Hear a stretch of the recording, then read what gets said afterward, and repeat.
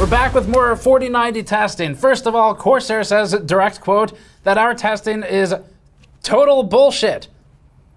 Come back to that. Additionally, EVGA abandoned its NVIDIA partnership at probably the right time because the Founders Edition card is actually shaping up to be extremely competitive in all the places that partners normally are. And partner models typically have far superior thermals to what NVIDIA puts out, which makes them much more desirable. We basically always said, skip the NVIDIA model, buy a partner model instead. And this is a video looking at maybe there was more to EVGA getting out of it early, and also specifically looking at the Schlieren imaging results of this for airflow patterns, looking at the pressure maps of it, the flatness testing of the 4090 FE cooler, frequency behavior, and we'll also be exploring noise, even when it's uncharacteristically bad. So let's get into some deeper dive testing on everything about the 4090 FE cooler and see how it starts shaping up against the partner models we'll look at next. Before that, this video is brought to you by Squarespace. We use Squarespace for our own GN store and juggle complex multi-piece orders all the time with it. Squarespace makes it fast for us to roll out new products with detailed pages full of galleries, videos, and descriptors. It's also useful for your own resume sites, for photographer or project portfolios, or for starting your new small business idea. There's never been a better time to try and start your new business than right now, and we can vouch that Squarespace makes it easy. Visit squarespace.com/gamersnexus to get 10% off your first purchase with Squarespace. Okay, so we have a lot to look at today. Most of it's relating to mechanical and thermal aspects of the FE cooler, in addition to what we already showed in our review. But it's interesting because all of these improvements are coming from the very same company that made this. I'm gonna let glue. And this one. I don't, why would you do this? They glued it. Why, man? First, though, we need to address Corsair saying that our results are, quote, total bullshit, relating to the 4-cable adapter where it goes 4 8-pins to 1 12-pin for the FE card specifically. We're talking about NVIDIA's adapter, where, for some context, in our video, we said that if you plug in, and just spoiler alert, we were right. If you plug in 3 8-pins to this thing, you're capped at 100% power target, meaning you can't add additional power through the stock VBIOS for overclocking. And then we said if you plug in the 4th one, you get 133%. So you get a 33% overhead, additional power you can push into the card to increase the clocks. This is really basic overclocking stuff. The way it works, there is not some, to quote Corsair, magical 600-watt unlock.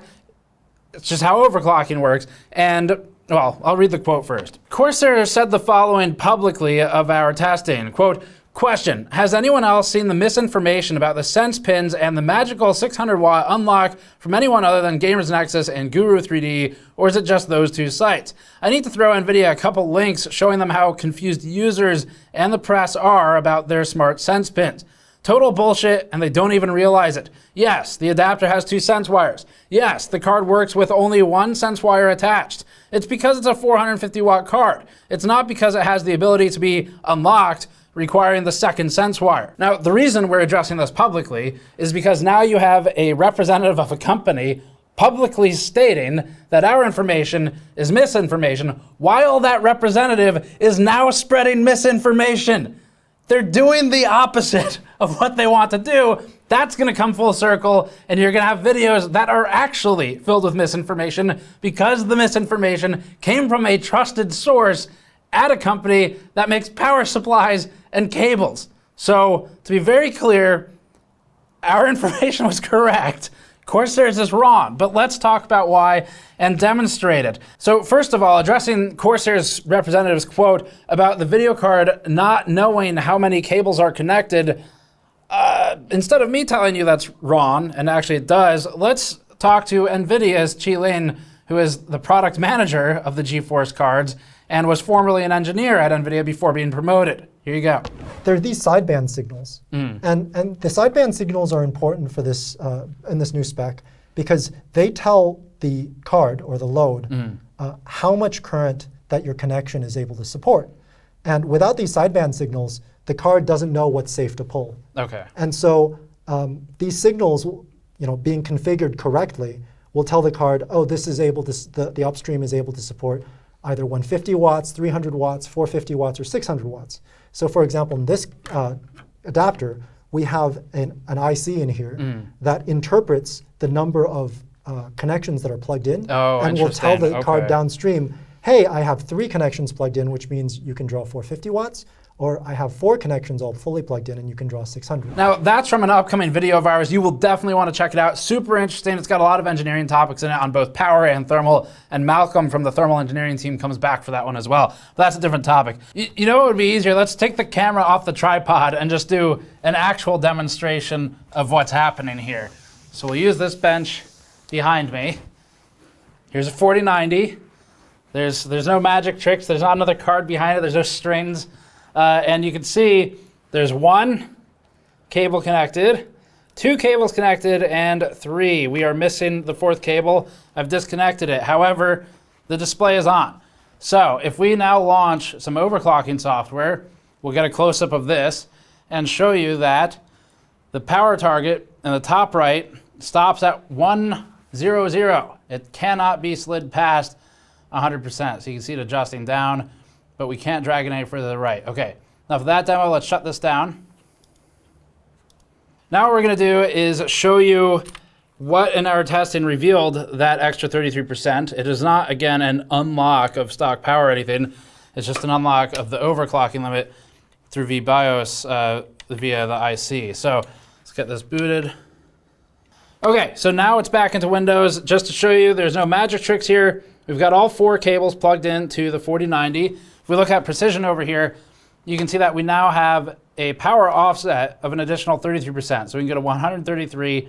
That doesn't mean that stock you're going to pull 600 watts, and that's not ever how it works. But what it actually means is that you can go up to about 600, 666 or so, 0.6 in our testing. Yes, specifically if you increase this all the way and you start overclocking it, but it does not change the stock power consumption if you just leave it at 100% power. So, okay, enough of the practical demonstration. Let's go back to the topic at hand and get the desk back in here. It's a little easier to host that way, so. Anyway, enough of that.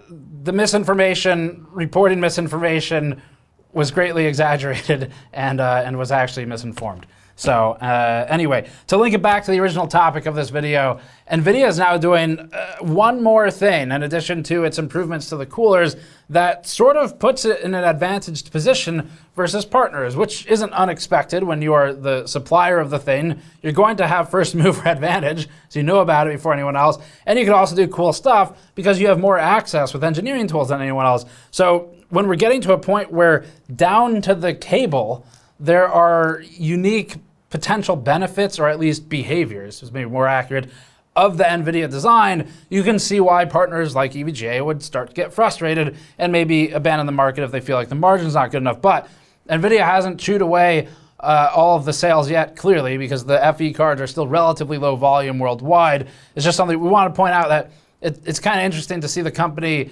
that has all the tools to connect the card to the GPU actually leveraging them, because NVIDIA historically hasn't made use fully of the tools that it has access to. Okay, with that out of the way, one more quick discussion point from the community. So this is on Cyberpunk results. We had some comments saying that our numbers don't match LTT's numbers on Cyberpunk 2077, where LTT saw a 300% increase from the 3090 Ti to the RTX 4090, and we only saw in the range of 70 to 75% increase. So we saw a couple people suggest our tests were CPU bottlenecked, which is actually not the case. Our tests were not CPU bottlenecked until 1080p. But at 1440p and at 4K, the results were about the same scaling, 72 to 75%, and our data is correct. LTT has since issued a correction. It's retested the 4090. It published the new findings in its comments section. But just to help the reviewer community sort of avoid this in the future, there is a bug in Cyberpunk that we found where if you use the presets in Cyberpunk and you just, actually this will help everyone, not just reviewers, because if you play the game, you should know this too.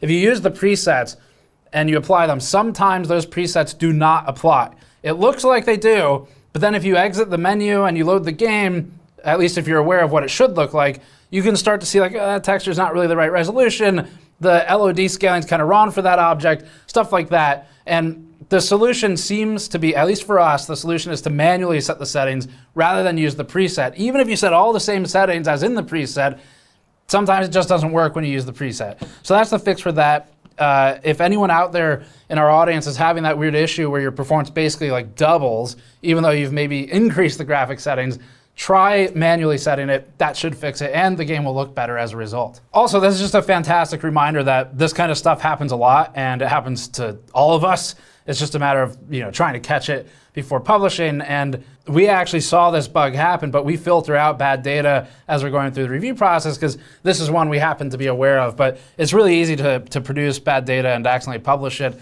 Just wanted to point out, though, that we were not CPU bottlenecked since we're talking about trying to make sure the right info is out there. Let's get into some of the cool stuff. Schlieren imaging is up first. Okay, now we're gonna do Schlieren imaging. So for this setup, we're actually using our sound booth that we have, but it is for imaging the airflow density change of the air as it moves around the video card, which is the device under test. We have a large mirror here. This produces those images that it almost looks like you're seeing the air, but what you're actually seeing is the density change around the product that we're testing. So the way this works on the Schlieren imaging side is pretty straightforward, except it takes a lot of care to set up accurately. We use a camera here. We use a razor blade that is used to, this sounds like bullshit, but you use it to cut the light in half. And yes, that it is a sharp object. Sharp objects cut things, just trust me. There's a light here. The light has attached to it a tiny piece of, I think this is from a soda can, with a pin cut out of it. And that is hooked up to this power supply down here. So this is a benchtop power supply. We turn that on. The light comes on this thing. And if you look at the razor blade right here, you can actually see I'm kind of blocking it on and off right now. That little tiny pin of light, that's what we're shooting at the lens. And then the light is going down to the mirror. It's hitting the focal point, coming back. And what that does is, as it gets back here, it allows us to see that sort of really nice black and white image. And we can color it too if we use some gels for filtering. And for the computer side, I'm gonna let Patrick explain that because he set up the computer here. So Patrick, I don't know. Okay. That was better than expected. We did not practice that. I will let Patrick explain how he set up the computer. So Steve asked me to just import our GPU test bench into this room. The biggest concern here is that we don't want anything in between the camera and the device under test, which includes cables, the computer, and any hot air coming out of the computer, because that'll interfere with the image. So what I did here was, Steve had the GPU positioned here on some standoffs. That's good. We have clearance above and below. And on the one side, we've got power cables stretched out, trying to keep them out of the path of, out of the line of sight for airflow. We've got a structural gigabyte power supply here. This isn't actually plugged into anything. This is just to keep the cables propped up here. It's safe. It's not connected to power. Don't worry. The actual power supply is down here, as is the rest of the bench. We can untape this for now. Basically, I just put this kind of skirt of foam around it to try and keep any air currents from getting up and in front of the camera. I don't think that's been a big concern in the past, but better safe than sorry. And then thanks to Thermaltake, we have these incredibly long riser cables. I don't know why we have these or what they sent them for, but it means that we can have the entire system on the floor and then just stretch a riser cable up here. And this definitely isn't PCIe 4. It doesn't matter. This is a thermal test. It doesn't need to be running at full bandwidth. And it does work. We can prove that it works. Yeah. Do you want to prove that it works? Sure, yeah, let's power it on. Wait, don't miss the button press. That's the most important part. Yeah. Yeah, so it works, and like Patrick's saying, the PCIe riser generation is totally irrelevant here, because what we're actually basically going to do is just run a thermal load. The true thermal testing was done with this card in actually a different room entirely. And the density, the air movement test, and the airflow testing that we're doing here, that's going to be done by adjusting the fan speeds manually, setting a thermal load to create heat, because the hotter it is, the air is, the more we can see that movement around the card. So that's what we're going to test now. Let's look at the results. So the first shot is easy to understand. In this one, we have the I/O on the rear of the card aligned with the center of the mirror. This will allow us to see how the air moves at the back of the card.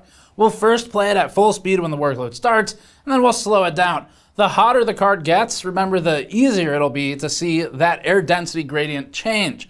If we slow down some of this playback now, you'll see that it first forms a wide spread at lower fan speeds out the back of the I/O. As the speed ramps to its target RPM, an air pattern resembling a jet stream, a narrow band of higher velocity air, forms at the top and the bottom of the GPU I/O plate.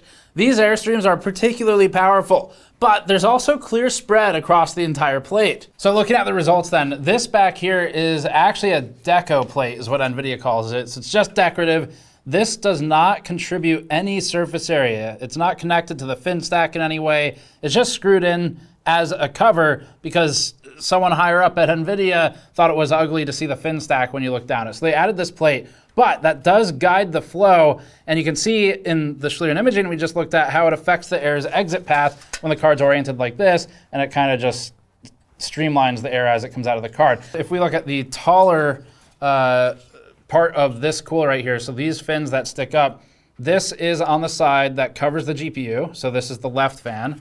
If we look at this right here, that's the side it comes from.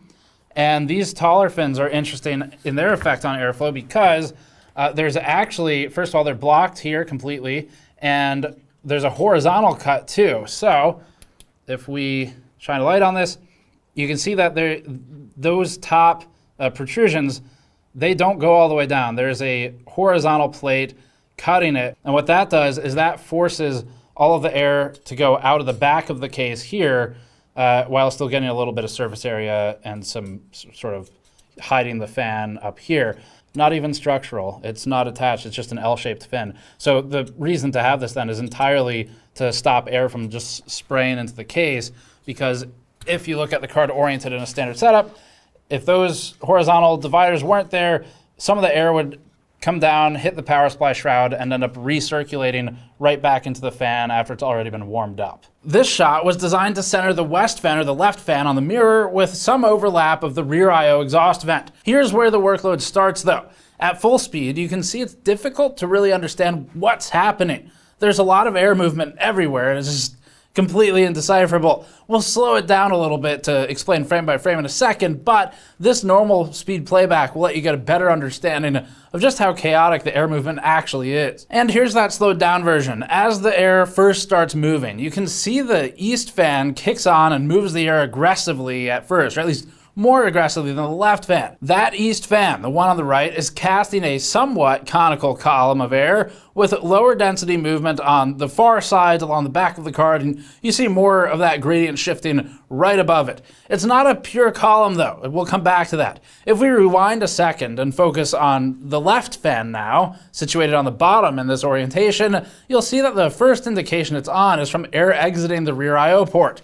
The rest of its air exits at the top and bottom of the card, but the bottom would typically be against a motherboard, and here it's against the mirror. You can see a little bit of recirculation into the right fan, but the design is working to minimize this time. Okay, so the next part, the left fan obviously is mostly for the left side of the cooler, but it does send some of the air down and into this area. So some of the air comes down, it hits the vapor chamber, it hits the heat pipes, which helps a little bit with dissipation. But for the most part, it's just staying on the left side, it's exiting the left, and some of it ends up here in these diagonally cut and actually much thicker fins as well, with a lower fin density, but a much larger fin thickness. If you look at these interesting diagonal ones though, you can see NVIDIA has also added a wall here, just like the one we saw a second ago, where there's a bit of a wall at the very top, so any air entering it is going to go down into that lower chamber, and that's it, and that lower chamber comes all the way out the other side here.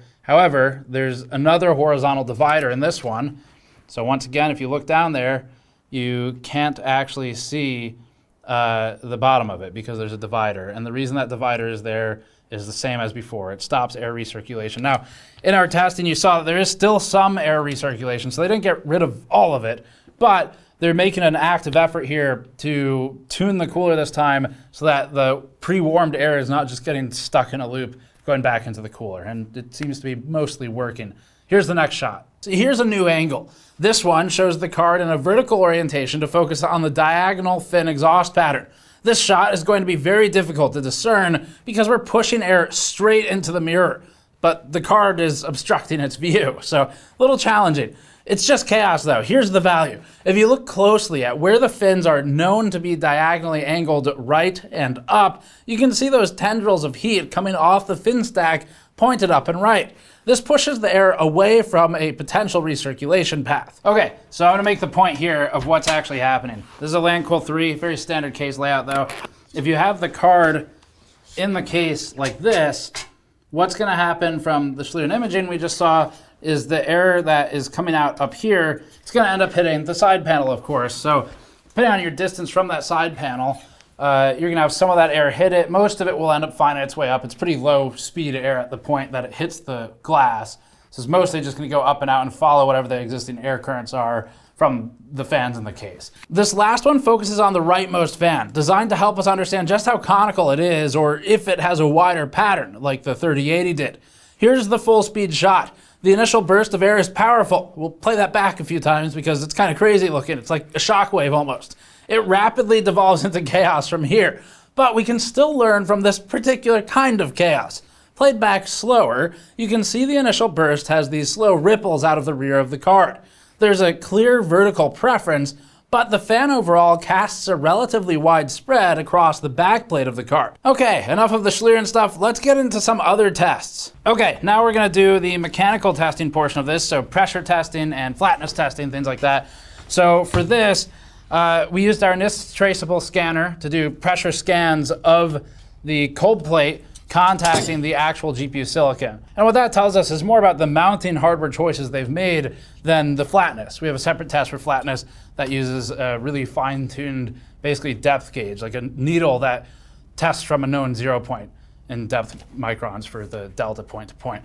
So that's what we're gonna look at. Now, NVIDIA tries to target about a 35 PSI from what the company was telling us when they mount the cooler to the actual PCB and the GPU. So we use special paper within a certain testing range to trigger for that. And additionally, it's very important for this particular cooler that the thermal pads are in the right places and are the right thickness, which means we used the actual supply that NVIDIA uses to replace all of the thermal pads when we disassembled the card and reassembled it with the pressure testing scan paper in there, because if we didn't, it wouldn't secure the same way as when it comes out of the factory. If we get a close up here, you'll see that this is from when I disassembled the card, and it's a little bit taller at the edges, so that was the original height, about 1.5 mil, and it depresses inward, obviously, once you seal it. Really hard to get that perfect of an alignment when you reassemble it, so it's just best practice to completely replace it with new pads and make sure everything's working exactly as it would out of the factory, so you're representing the product as it was built and not interfering with the results. Kind of like the prime directive. You don't want to influence something if you're trying to observe for how it was built originally. Here's a pressure map that we superimposed onto the NVIDIA dot. There's excellent contact centrally and along the left edge and the upper left edge. However, we noticed only moderate pressure along the middle right and the upper right. This is a combination of mounting points for the screws and placement of the thermal pads, or at least we think it is. And it might have to do with the vapor chamber column location within the cold plate. Remember that vapor chambers have those copper columns within them, and that affects the readings of these pressure maps because it affects the pressure where those are situated.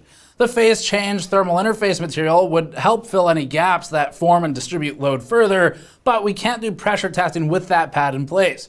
Overall, we'd say that this pressure map is, at best, acceptable. Maybe almost average, but a little below. We've seen better from some partners in the past. And in fact, in this image, you can see the vapor chamber column circles forming for the 3080 FE from the last one we did. So it might be the same thing that we're seeing here again. Surface flatness of the cold plate is next. This helps to tell us how good NVIDIA's machining process is and how flatly the cold plate contacts the GPU silicon. The next chart will show the depth in microns from a known 0 point on a calibrated instrument that our Patreon backers have helped us fund over on patreon.com/gamersnexus. People buying from our store also directly support these equipment purchases and investments over on store.gamersnexus.net for buying things like the large mod mats for PC building, coaster packs, and toolkits. Here's the chart. The RTX 3080 FE, just for reference, had a wide median box, which indicates inconsistent depth point to point across the plate. By contrast, the Yeston 6700 XT, of all things, had one of the best previous results that we've measured. The RTX 4090 FE manages some of the most consistent point-to-point measurements averaged, with only one outlier spike that we discovered. Overall, this FE cooler cold plate is machined well, and it'll be tough for partners to compete this time. The Founders Edition for the 3080, the reason that box is wide, was because of the sort of distortion that was caused by those copper columns in the VC. Okay, so now for noise tests. In our review, we commented on how the thermals were actually impressive for us for the first time ever for a Founders Edition. Doesn't mean it's going to be better than the partner model. So to be very clear, the partner models still have a chance to outdo this. A lot of them are going for 3-fan designs, and they're also just going for an insane amount of just mass and surface area. So they might do better. But the big thing with this is that it is no longer in territory where it actually just sucks and it's usable and defensible. But the one big key we left out of our thermal discussion in the review was the noise levels and the acoustics. And that is another huge component of this because it's really easy and unimpressive for anybody to be the best thermal performer. All you have to do is max out the fans and be really loud, and there you go, your bar is at the top of the chart. Congratulations, you won. But if we look at the acoustics, the story might change a little bit. Here's the chart. We tested iteratively, every 5% increment for fan speed, but we also marked the noise level at the typical automatic fan setting during our prior thermal benchmarks. The setting was 48% of the left fan and 42% of the right fan, which NVIDIA has told us is to help with the acoustic profiling. That noise was identical to the noise with both fans at 45%, which is roughly the average of the two, for about 40.3 to 40.4 dBA at 20 inches distance. It's possible that the different RPM helps with maybe the type of noise as opposed to the noise level, but the level's the same. This 40 dBA mark is around where we normally noise normalize when comparing GPUs thermally. So NVIDIA's in a strong starting position for once the partners start hitting these charts. We'll need to test other vendor cards to really know how this actually compares and noise normalize them. At the top end, the max noise produced was 58 dBA at 20 inches, which is 2,600 RPM on each. However, as with any other video card, it'll never spin at this speed unless manually set or under strain from things like dust blockages or running dangerously hot, if even that. Okay, so we have one more thing to demonstrate here, which is a really odd behavior where if the fans are set to 85% on each of them, it makes a really bad and audible rattle. But we want to make clear that it's never going to go to these speeds under normal use. That's not within the auto fan curve. It's just something that if you were to set it to this, you would get the rattle, and I'll show you what that sounds like. Okay, so this is not a scientific test because I'm just going to take my lav and put it there so you can hear what I'm talking about. But here it is.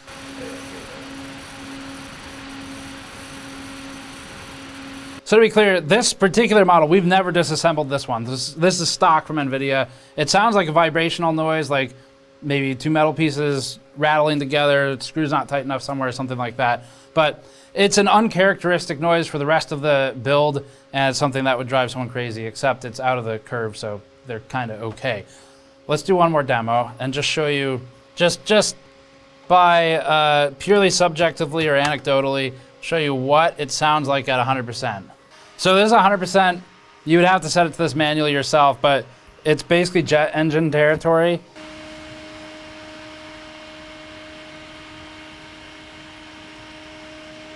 So anyway, that's what that looks like. Let's go to whatever's next in the video. Now it's time to test the frequency. This will give us key insights to the thermal and power behavior of the NVIDIA FE card specifically, because NVIDIA's cards will boost first to a power target or a power budget and then to a thermal budget, and voltage comes into play too. So let's take a look. Here's the chart with the GPU die temperature from our review plotted already on here. The frequency starts at a maximum of 2775 megahertz, shedding only 30 megahertz as the temperature ramps. The frequency line here is shockingly consistent and something we typically only see from partners. numbers. Flatter lines like this indicate that the power budget isn't getting fully peaked and causing a pullback in the boost behavior, which we don't normally see on NVIDIA's stock cards. Normally, we see more of a reduction over the test period and more frequent up and down spikes. So that NVIDIA is maintaining a pretty flat 2745 megahertz here is taking one other key aspect that partners have provided value in the past, which is just getting that more consistent line because of their advantaged thermal. So the main performance cap now is actually voltage, not power budget or thermal budget. So wrapping all this up, partners 100% can still provide value. We want to be really clear about that. We still are testing partner cards. We only just got our first one in. I actually met a fan at Best Buy earlier because we went there to try and buy some 4090s for testing. They didn't have any, but we'll get back to that later. So the thing that they can provide is things like multi-V BIOS, which NVIDIA still doesn't have. They can definitely still have better thermal designs. It's just, is it in that diminishing returns territory? That's what we're going to look at. The biggest thing here, though, now is that NVIDIA, no doubt, is chewing into some of the market share by building a cooler that is actually worth leaving on the card and not just ripping it off for a water block. Anyway, we're excited to get to the partner models really soon and have more detail on all of those and how they perform. We're going to do some overclocking live streams. It'll be really fun looking at the follow-up tests and cards that we can work on because there's just a lot of technical stuff we can do with this. So that's it for this one. Thank you for watching. As always, subscribe for more. Go to store.gamersnexus.net to grab a mod mat, mouse mat, or some other products from our store and help us out. And we will see you all next time.